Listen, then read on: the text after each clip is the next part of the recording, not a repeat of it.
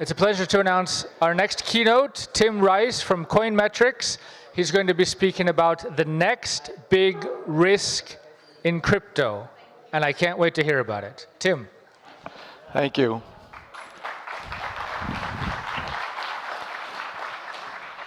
So let's have a little fun here, kind of raise things up. So what's the greatest risk in crypto?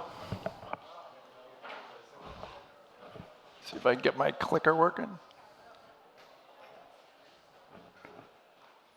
Okay, so what is the greatest risk in crypto? As a data guy, you're probably looking for me to opine on volatility risk, network downtime, 51% attacks, and we have a lot of lovely charts that show all of this. But I don't believe any of that's the biggest risk to crypto.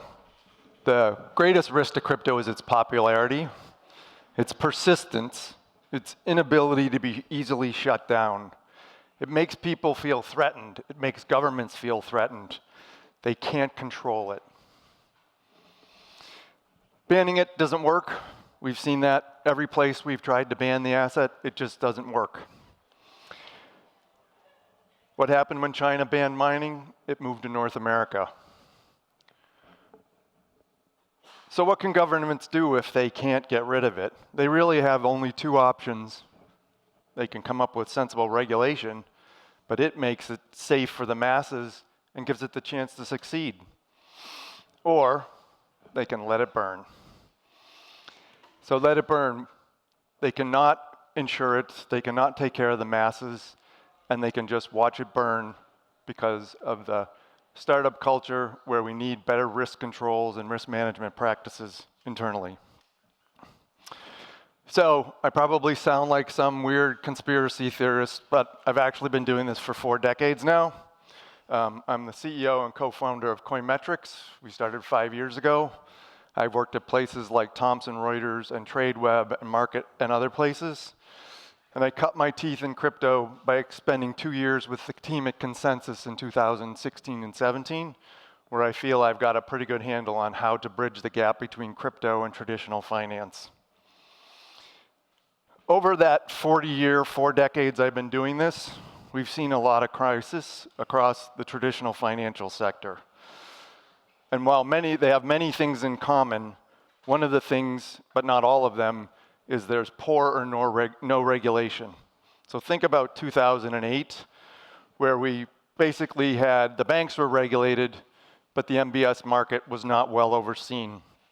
And that caused tremendous crisis. Banks created, people got greedy, we had risky products. We destroyed the economy, we blew up jobs, we created really tremendous turmoil for the entire financial community across the globe. Unemployment spiked from 5 to 10%.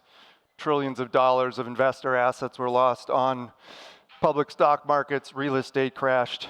We got some job back afterwards. They weren't great jobs, weren't quite as secure, but we're building back into it. But in crypto, in the time I've been here, we've just exploded on the number of crises we've run through. But the difference is the government didn't come in to create regulations in order to provide guardrails to make it safe, for the investing public to work on these. So what did we end up with?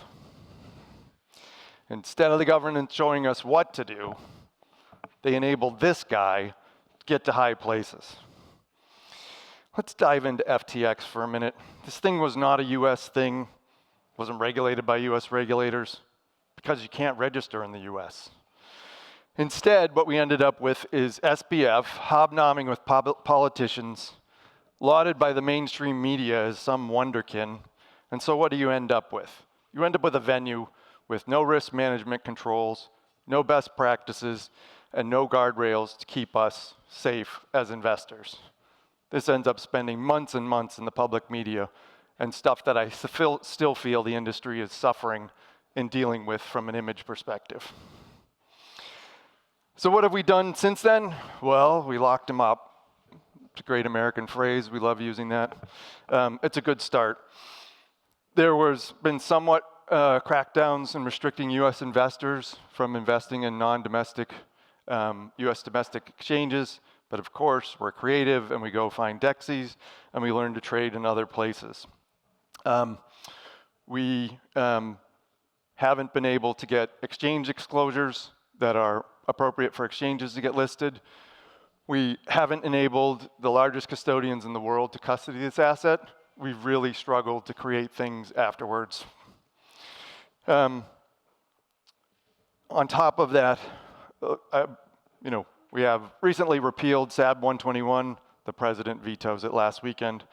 Why wouldn't we want the most trusted people safekeeping these assets? Why wouldn't we want guidelines and outlines by the government to help provide that? Getting back to why is this a big risk, the logical conclusion is that we'll see an FTX redo. We'll see a Terra Luna repeat, only next time more people will be more negatively impacted by the events that'll happen within crypto.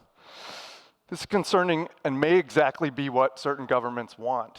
They want us to implode on ourselves and blow the industry up. So, what do we need to do?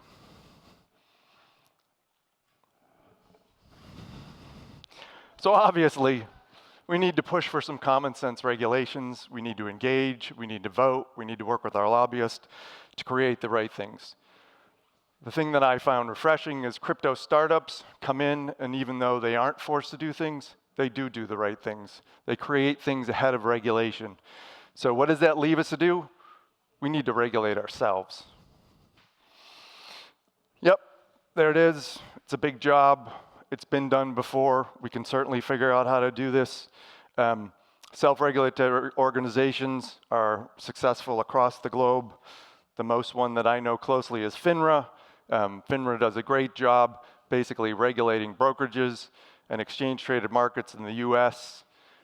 It creates trusted practices, it enforces ethical behavior, it creates a set of rules for its participants to behave correctly in that environment. So maybe it's time for DARA or something similar. I was talking to Josh last night at the event. This is not easy, and the problem that I've seen in the decade or so I've been in crypto is there's too much turnover in the people that are here, plus there's not the respect for the amount of funding that this type of organization takes. My company would love to be involved in it. Do I have hundreds of thousands of dollars to throw at these things? Probably not. There you get the self-fulfilling prophecy of why we can't get our act together on this. But we are big enough now. There's $54 billion in these Bitcoin trusts. Maybe it's changed since yesterday, but there's a lot. It's big and it's getting real, and it's no longer just a cocktail party or a dinner party conversation. We need adults in the room focused on how we regulate this industry ourselves instead of waiting for someone to show up to help us. So, where are we today? Everyone in the US that follows crypto keeps asking themselves, why is the government wasting time tormenting the ETF issuers? These firms have proven themselves as a fiduciary for investors for years. Let the big banks do custody of crypto. It makes sense. They've done it for centuries. They have the best risk management practices of anyone. Provide common sense guidelines for exchanges to be able to be regulated. And finally, I saw some presentations this morning, provide a stablecoin framework. A stablecoin is not a CBDC. They aren't similar. We need some frameworks around these kinds of things. So it's clear control. So they're desperately afraid of losing control of the monetary system. So they hope that the technology will implode on itself. Users will get stung so hard this time that they'll be so beaten down that they'll quit. Startup founders will just have had it. We'll walk away from the industry. It's expensive for us. We've invested time and money into the category. So it's really important that we move this along. It's becoming clear that blind options is at best becoming politically inconvenient. At worst, it's bringing out the crypto armies to attack innovation in crypto. And it's going to create election losers potentially. So who knows? Maybe politics will save crypto. There's a first time for everything, I suppose. But the people are speaking, and I think we need to band together to get this done. So thank you. I'd like to buy the world a home and furnish it with love. Grow apple trees and honey bees and snow white turtle doves. I like to teach the world to sing. Sing with me. Perfect harmony. Perfect harmony. I like to buy the world a cloak and keep it company. Thank you so much, Tim, for coming all the way from Boston.